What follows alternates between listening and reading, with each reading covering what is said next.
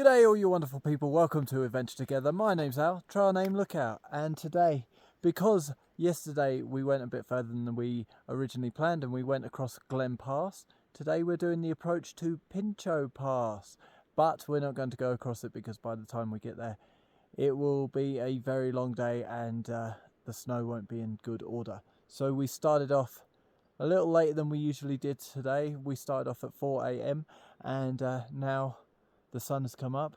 I can start filming and sharing my journey with you.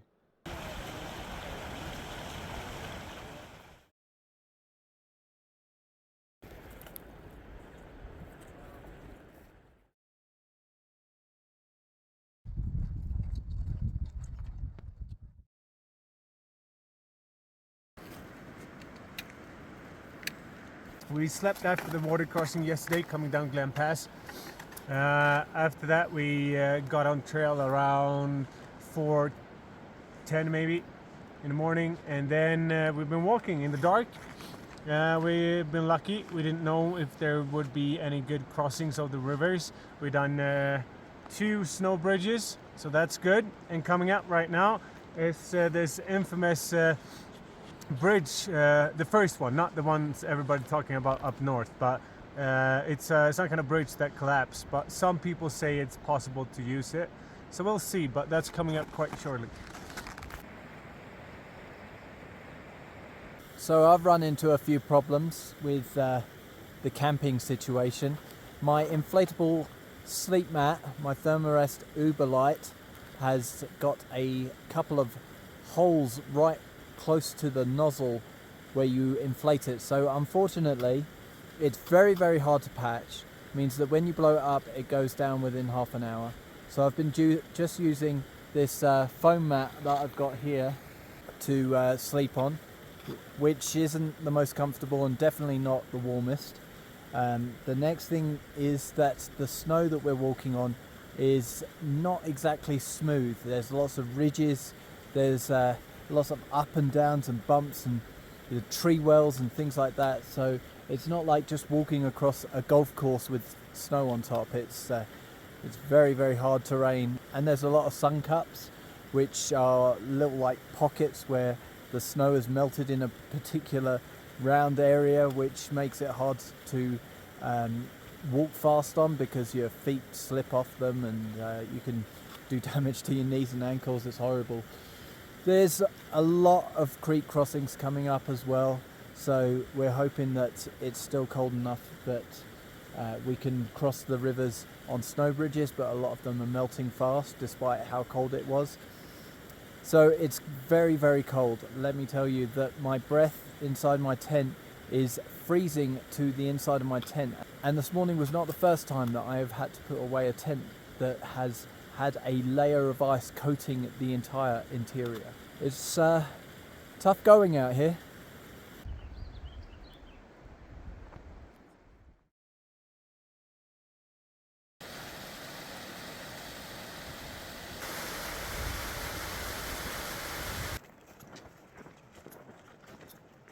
Welcome to the Japanese ornamental gardens.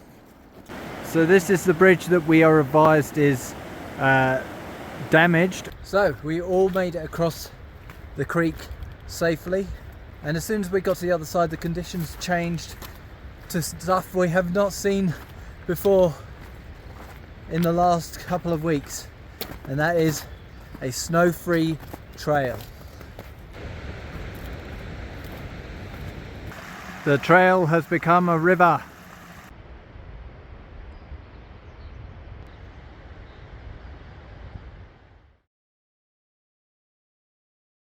Turns out we're back on snow again. That didn't last long. So this is called Woods Creek Water Slide, and it's called Woods Creek Water Slide because of the rocks it's on being so slippery that anyone who gets on them just slides straight down. And it says on far out, don't step on the rocks. And I don't think there's any amount of money you could pay me to go over there right now.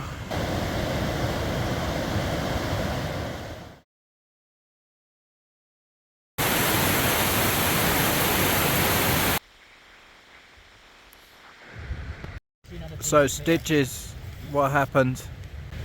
Well, Oh, the woman that died? so this woman in LA, she released a bear over here in the Sierra, just ahead of Pinchot Pass, and I post-holed and it got me in the knee this time. Yeah.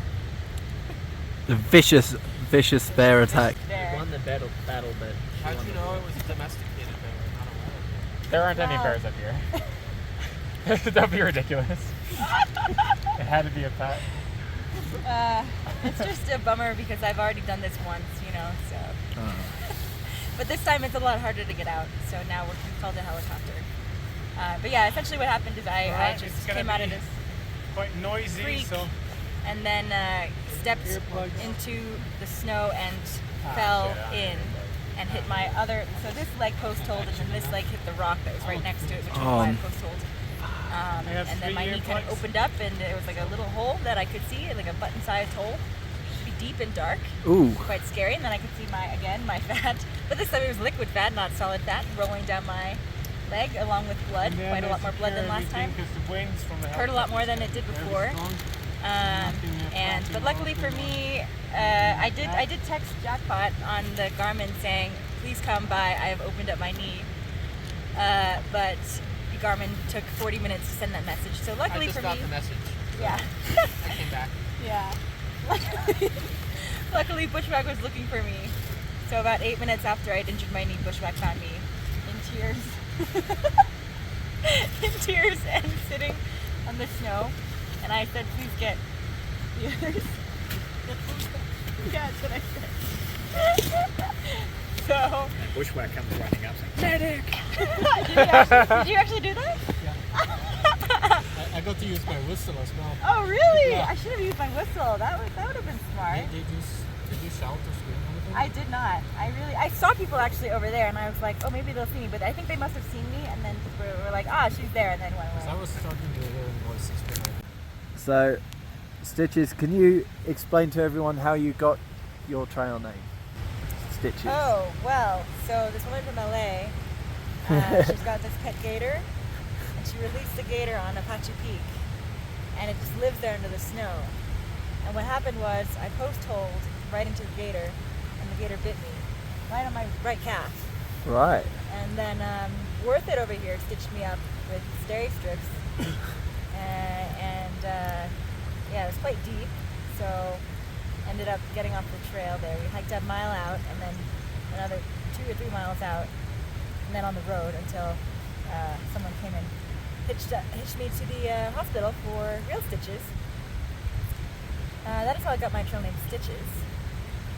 And then later, then I took 8 zeros. And then on my check-in with the doctor, they said, it's infected, but we're going to let you get back on trail.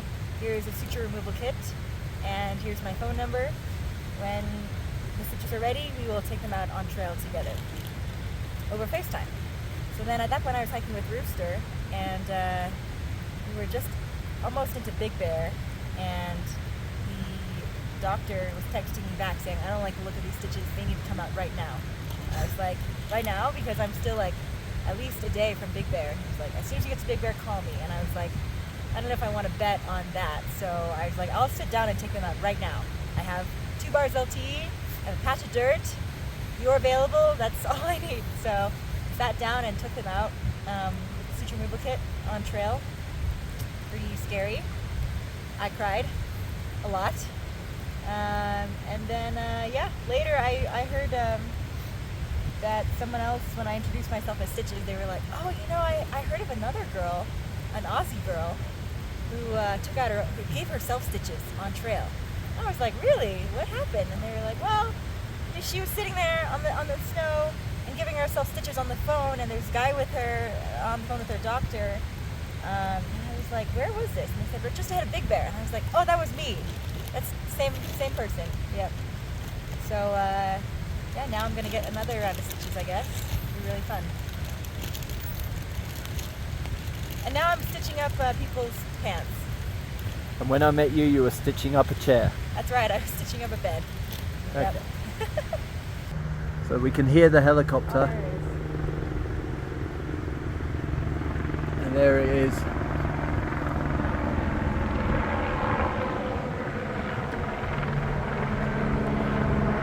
Stitches, your taxi is here. The question is,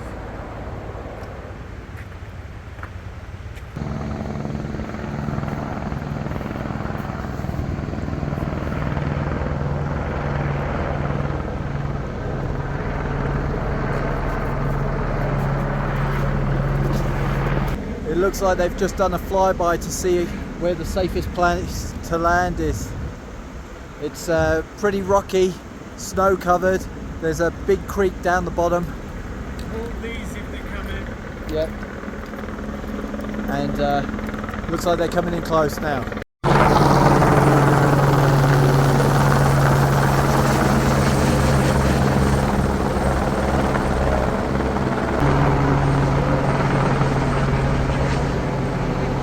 I'm gonna grab your bag and stuff so that. Okay.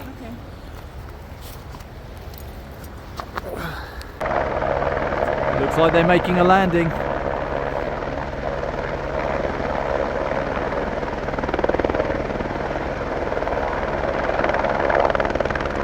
No, they don't like it.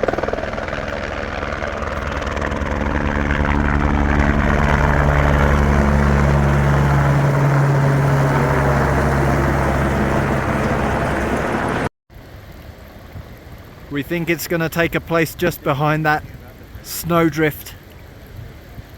Once those propellers slow down, that's when we're going to make a walk.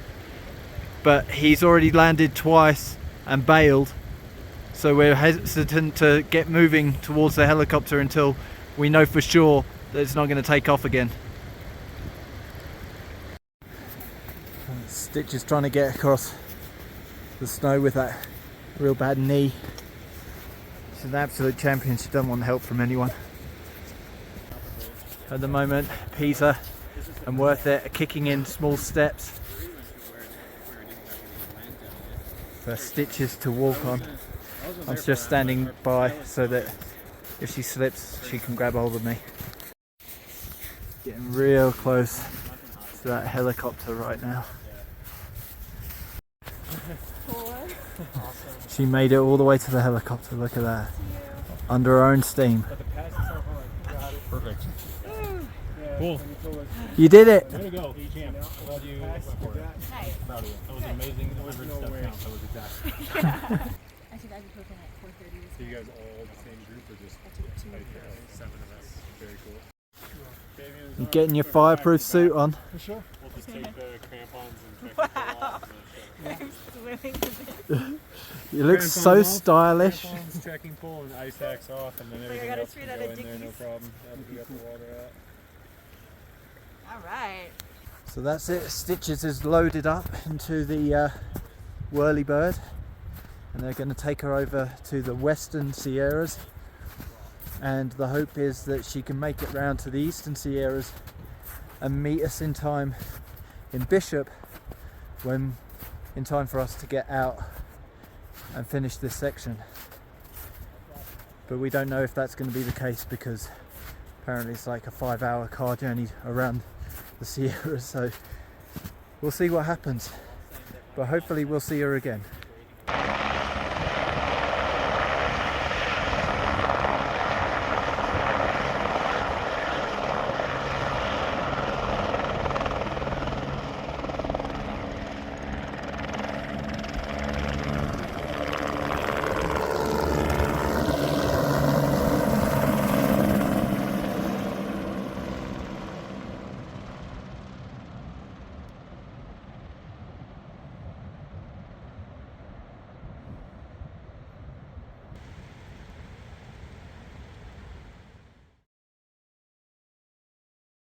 Do you have your filter on you? Because I'll have more capacity if I think my God.